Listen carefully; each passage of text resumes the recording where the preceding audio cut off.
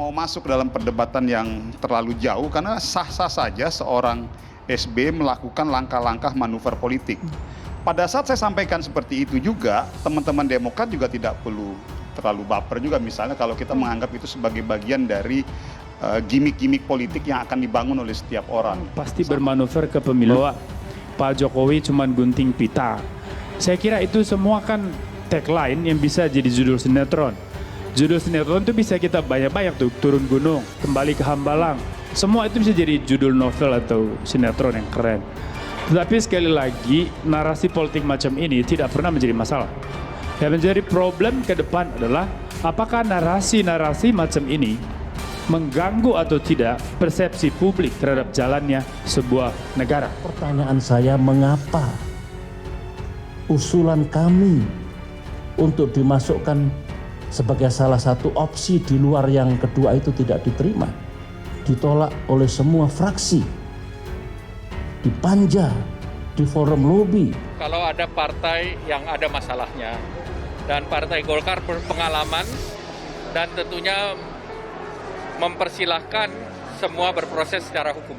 Ya, saya kira ini bagian dari upaya Demokrat menciptakan momentum politik sekali pemanasan menyongsong pemilu 2024.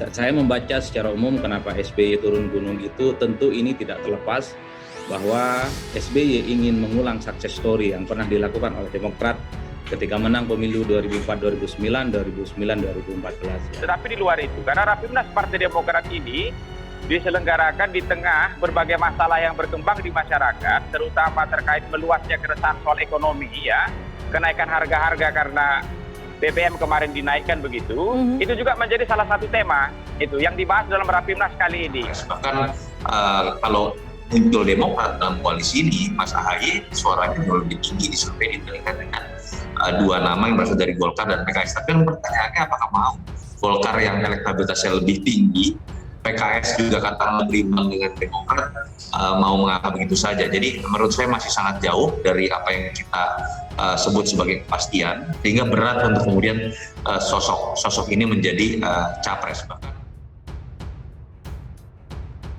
Harga mati usung AHY dinilai jadi penyebab Demokrat ditolak Golkar hingga PDIP untuk koalisi. Direktur Lembaga Kajian Politik Nusakom Pratama Ari Junaidi menilai mahalnya harga yang ditawarkan Partai Demokrat untuk kerjasama di pemilu 2024 jadi alasan partai berlambang bintang Mercy itu tak kunjung mendapat rekan koalisi.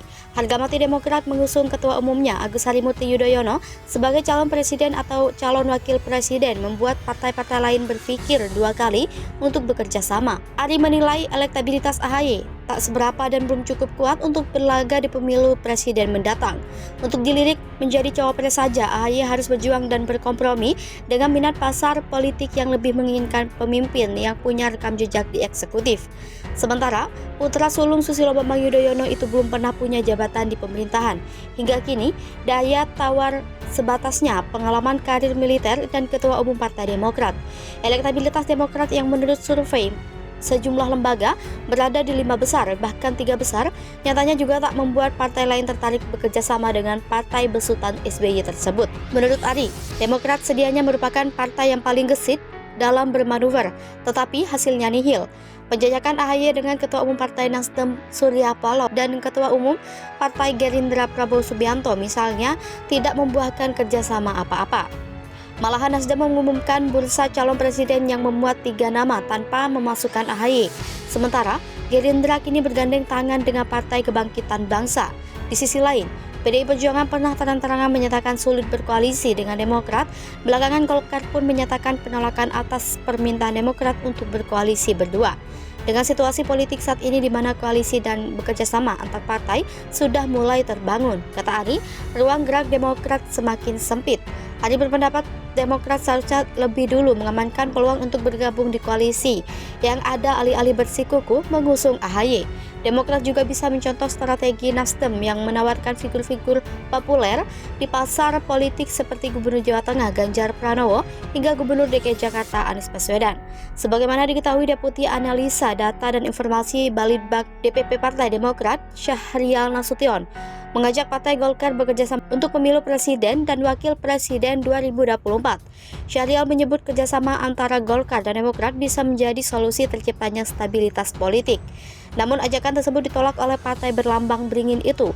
Ketua DPP Partai Golkar Aceh Hasan Syadzili mengatakan Golkar tak mungkin meninggalkan koalisi Indonesia Bersatu yang telah dibentuk partainya bersama Partai Amanat Nasional dan Partai Persatuan Pembangunan. Sebelum ini, PDIP terang-terangan menyatakan sulit berkoalisi dengan Demokrat karena alasan dinamika politik. PDIP, Demokrat saling buka skandal. SBY turun gunung khawatir AHY dijegal. Perang dingin antara Partai Demokrasi Indonesia Perjuangan dengan Partai Demokrat akhirnya berubah menjadi konfrontasi. Elit kedua kuat saling bongkar skandal. Konfrontasi bermula dari pidato Ketua Majelis Tinggi Partai Demokrat Susilo Bambang Yudhoyono di hadapan ribuan kadernya dalam rapat pimpinan nasional Jakarta Convention Center, Senayan, Jakarta, Kamis pekan lalu. Dalam pidatonya, yang potongannya kemudian viral di media-media sosial, SBY mengungkapkan rencananya untuk turun gunung ke gelanggang politik nasional menjelang pemilu dan Pilpres 2024. Memakai diksi konon, SBY lantas mengungkapkan sinyal eman, Pilpres nanti sudah diatur seperti permainan yang sesuai keinginan lawan-lawan politik Demokrat. Bahkan SBY mengklaim Demokrat yang kini menjadi oposisi akan dijegal atau ingin mengajukan calon presiden serta wakil presiden bersama koalisi. Selang 2 hari, Sabtu 17 September akhir pekan lalu, Sekretaris PDIP Hasto Kristianto langsung menyambut pernyataan SBY. Hasto langsung membuka serangan pertama terhadap Demokrat dengan menyebut pemilu 2009 yang digelar pada masa kepemimpinan SBY sebagai presiden sebagai kontestasi paling curang sepanjang sejarah demokrasi Indonesia. Menurut Hasto, manipulasi daftar pemilih tetap baru pertama kali terjadi dalam sejarah pemilu di Indonesia adalah tahun 2009. Dia memisalkan adanya memanipulasi DPT di Pacitan, Jawa Timur. Pacitan adalah kampung halaman SBY. Tak hanya itu, Hasto menyebut Anas Urbaningrum dan Andi Nurpati yang menjadi anggota KPU saat itu setelah pemilu selesai justru menjadi kader Demokrat. Hasto juga menyerang SBY yang juga pernah menaikkan harga bahan bakar minyak pada era kepemimpinannya. Menurut Hasto, SBY menggunakan dana hasil kenaikan harga BBM untuk kepentingan politik elektoral. Pada saat bersamaan, kata dia, terjadi politisasi hukum terhadap lawan politik SBY. Secara ideologis, Hasto menuding rezim SBY yang menjadi motor pendorong liberalisasi politik sebelum sistem pemilu daftar terbuka. Hasilnya, menurut Hasto, jumlah suara pemilik Partai Demokrat pada pemilu 2009 naik hingga 300%. Pernyataan SBY berencana turun gunung pun tak luput disindir oleh Hasto. Menurut Hasto, SBY tak pernah naik gunung atau meninggalkan gelanggang politik, sehingga aneh kalau lawannya itu berkata demikian. Hasto menilai sah-sah saja SBY memakai istilah turun gunung, tapi dia mewanti-wanti hal itu bukan berarti ingin mengganggu pemerintah Jokowi yang disokong penuh PDIP.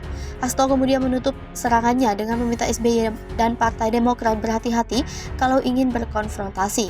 2 hari kemudian, Senin 19 September 2022, Koordinator Juru Bicara DPP Partai Demokrat, Herzaki Mahendra Putra, membalas pernyataan Hasto. Herzaki membantah pernyataan Hasto yang menyebut pemilu 2009 pada era SBY adalah puncak kecurangan politik elektoral. Ia mengklaim jumlah rakyat miskin secara pengangguran ada 13 tahun silam semakin sedikit. Gaji PNS termasuk guru serta TNI Polri hampir setiap tahun naik pada era SBY. Daya beli masyarakat juga diklaim tinggi. Situasi sosial politik pada era SBY juga diklaim baik oleh Herzaki. Dia memisalkan hubungan antar umat beragama dan antar suku bangsa juga sangat baik dan rukun. Dia lantas menyindir balik Hasto dengan kasus yang dialami politikus PDIP Harun Masiku yang hingga kekinian masih buron setelah terjerat kasus menyuap anggota KPU. Menurut Herzaki, narasi-narasi politik yang dibangun SBY saat Rapimnas hanya diposisikan sebagai pengingat. Terbaru, politikus senior PDIP dalam acara Kompas Siang yang disiarkan stasiun televisi Kompas TV Senin hari ini menilai pernyataan-pernyataan SBY sebenarnya ekspresi takut kalah belum bertanding. Menurut Bima, isi pidato SBY sebelumnya mengartikulasikan adanya kekhawatiran Ketua Umum Partai Demokrat sekaligus putra sulungnya, Agus Harimurti Yudhoyono, tidak mendapat tiket sebagai capres atau cawapres pada Pilpres 2024. Ia menjelaskan pidato SBY tampak seperti khawatir Demokrat tidak bisa menggalang dukungan partai politik lain agar AHY bisa dijadikan jago dalam Pilpres nanti. Beberapa waktu kebelakang, Partai Demokrat tengah gencar melakukan gerilya politik ke sejumlah parpol serta menawarkan AHY sebagai jago dalam Pilpres 2024. terbaru. AHY bersama dengan Anies Baswedan, elit PKS Ahmad Syahiku, Surya Paloh, dan Yusuf Kala. Herzaki mengakui pertemuan itu terjadi saat para tokoh menghadiri resepsi pernikahan anak politikus Partai Nasdem Minggu 18 September kemarin. Herzaki mengakui komunikasi intensif Demokrat, PKS, Nasdem itu untuk membicarakan koalisi menghadapi Pilpres 2024. Direktur Eksekutif Indonesia Political Opinion, Deddy Kurniasyah, menilai duet Anies Baswedan dengan AHY mempunyai potensi keterusungan yang cukup besar untuk Pilpres 2024. Duet itu sangat mungkin terwujud jika 3 partai politik sudah bersepakat berkoalisi, yakni Nasdem, PKS, dan Demokrat. Belum lagi, kata dia, duet Anies AHY ini akan semakin kuat bila disokong oleh 3 kingmaker. Di baliknya, Surya Paloh, Susilo Bambang Yudhoyono, dan Yusuf Kala. Deddy menilai 3 tokoh yang disebut sebagai kingmaker itu dianggap sudah kenyang pengalaman di dunia politik.